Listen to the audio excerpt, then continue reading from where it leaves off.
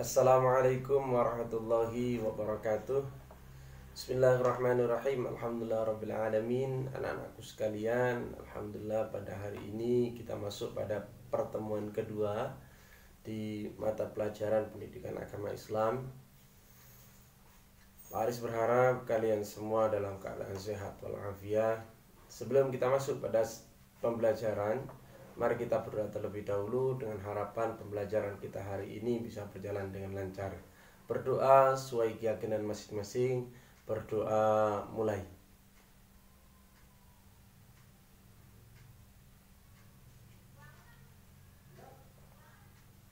Berdoa selesai. Anak-anak sekalian, pada pembelajaran yang kemarin kita sudah membahas tentang kewajiban menuntut ilmu, pengertian dan hukumnya. Yang mana kita ketahui bahwa hukum menuntut ilmu itu dalam Islam adalah fardu ain, ya, atau fardu wajib, ya. Ada fardu ain, ada fardu kifayah, ya.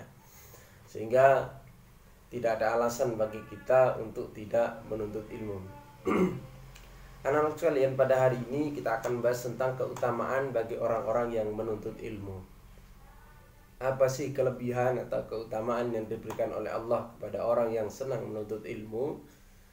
Yang pertama adalah diberikan derajat yang tinggi di sisi Allah, ya. Jadi sesuai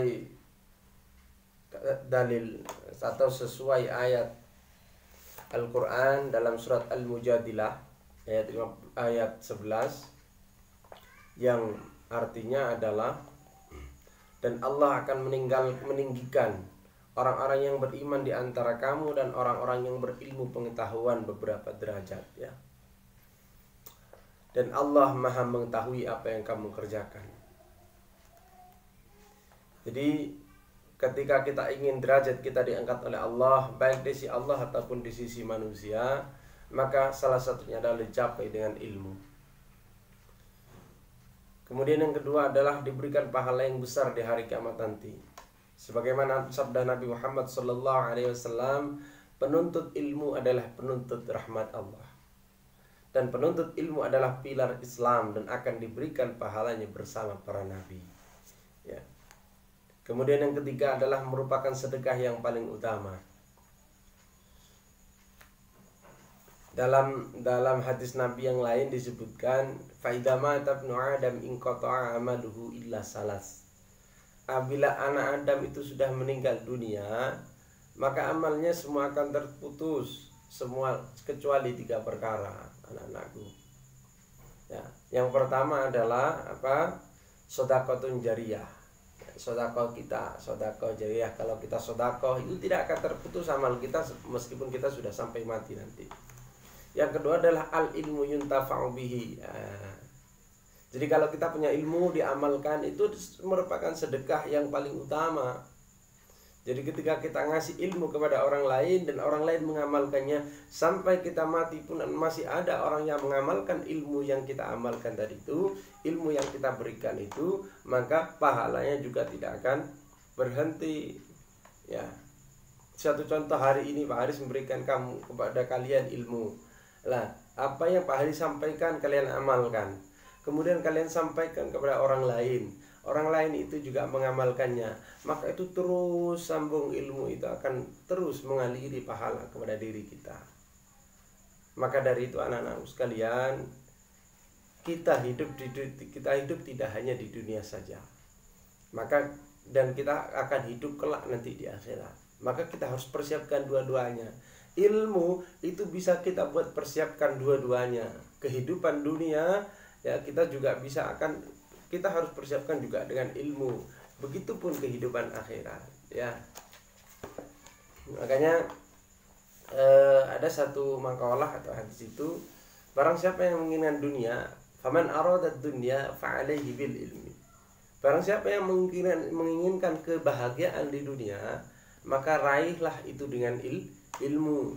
Faman aradal akhirah, dan barang siapa yang menginginkan kebahagiaan di akhirat kelak, maka capailah dengan ilmu.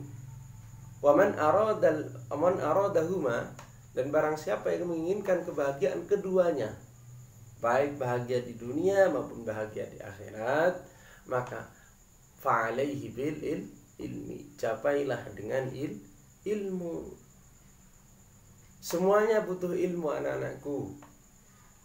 Kalian kerja apapun, sekecil apapun kerjaan kalian, itu semua butuh ilmu. Satu contoh petani itu menggunakan ilmu.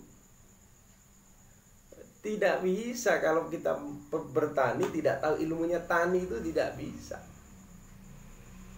Hebat petani itu pakai ilmu yang sangat bagus.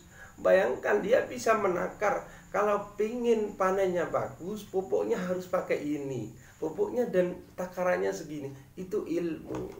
Sehingga setiap sesuatu, sekecil apapun sesuatu yang akan kita kerjakan, ketika ingin berhasil itu harus membutuhkan ilmu. Maka jangan remehkan ilmu itu. Maka disitulah letak kewajiban mengapa ilmu menuntut ilmu itu diwajibkan oleh Islam. Karena setiap gerak-gerik hidup kita itu butuh ilmu. Ya, seperti itu anak-anakku. Kemudian yang keempat adalah keutamanya dan lebih utama dari orang ahli ibadah. Jadi ada satu kisah gini, ya. Ada orang yang ahli ibadah tapi tidak menggunakan ilmu, itu ibadahnya akan ditolak. Ya, meskipun ahli ibadah, dia ibadah 1000 kali dalam satu hari, misal 1000 rakaat maksudnya, misal wiritannya 1000 kali, tapi tanpa menggunakan ilmu, tidak ada dasarnya dia ibadah itu, maka ibadahnya akan tertolak kalau tidak punya ilmu. Intinya kita melakukan apapun, ibadah apapun harus ada dasarnya. Supaya apa? Supaya tidak sesat. Seperti itu, ya. Jangan hanya sekedar pokok ibadah, loh, tidak, jangan. Harus ada ilmunya, harus ada gurunya, ya. Seperti itu. Dalam buku ini, ya, dalam buku ini juga disebutkan dalam hadis Nabi ini, seorang alim yang dapat mengambil manfaat dari ilmunya lebih baik dari 1000 ahli ibadah. Nah, satu alim, satu orang yang ahli ilmu yang mengamalkan yang bisa diambil manfaatnya, maksudnya bisa mengamalkan kepada orang lain, maka dia itu lebih baik dari 1000 orang yang ahli ibadah. Maksudnya 1000 orang ahli ibadah tanpa menggunakan ilmu. Seperti itu anak-anakku. Kemudian lebih utama dari sholat 1000 rakaat. Yang kelima ini dari Abu Dzar, wahai Abu Dzar, kamu pergi mengajarkan ayat dari kitabullah telah baik bagimu daripada sholat sunnah 100 rakaat. Dan pergi mengajarkan satu bab ilmu pengetahuan, baik dilaksanakan ataupun tidak, itu lebih baik daripada 1000 rakaat. Nah ini, betapa Allah memuliakan orang yang ahli ilmu, betapa Allah meninggikan derajatnya orang yang senang menuntut ilmu. Orang ini mengajarkan satu ayat dari kitabullah, maka kita lebih baik dari 100 rakaat. Lebih baik dari 100 rakaat sholat. Dan ketika kita mengajarkan satu bab ilmu, itu lebih baik kita daripada kita sholat 1000 rakaat. Subhanallah. Ya. Orang punya ilmu itu untungnya dua anak-anakku sekalian.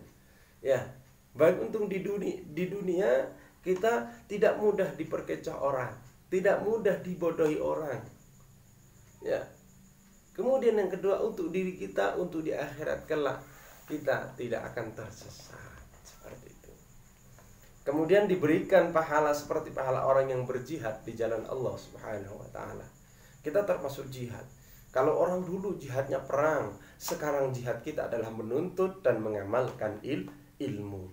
Kemudian dinaungi oleh para malaikat membawa rahmat dan dimudahkan menuju surganya Allah Subhanahu wa taala.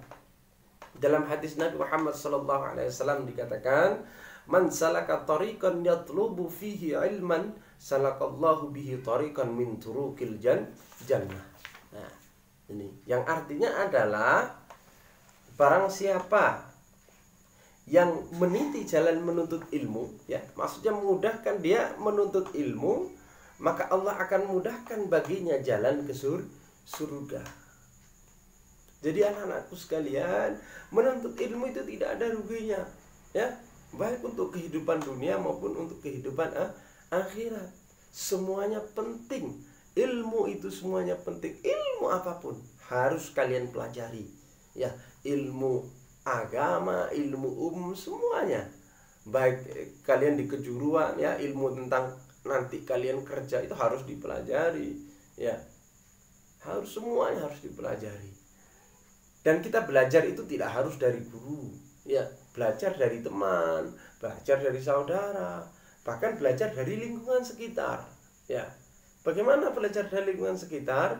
Ya, kita menilai, ya, melihat, lah kemudian menganalisa apa yang dilakukan tetangga kita, mungkin apa yang kita lihat, oh ini baik atau tidak. Nah, itu juga sama kita menuntut ilmu. Jadi anak-anak sekalian, intinya satu dalam kehidupan kita, jangan pernah bosan, jangan pernah merasa kita cukup terhadap ilmu yang kita miliki, ya. Karena ilmu kita itu seyogyanya dibandingkan dengan ilmu Allah itu tidak ada apa-apanya, sangat kecil. Cukup anak-anakku, sedikit saja, semoga bermanfaat. Tetap kalian harus pelajari lebih dalam, lebih detail di buku kalian masing-masing, buku paket. Mungkin juga nanti yang Pak Haris sampaikan juga bisa kalian rangkum, bisa kalian tulis di buku kalian pribadi. Anak-anak sekalian, dicukupkan sampai ini saja. Semoga bermanfaat. Saya akhiri. Assalamualaikum warahmatullahi wabarakatuh.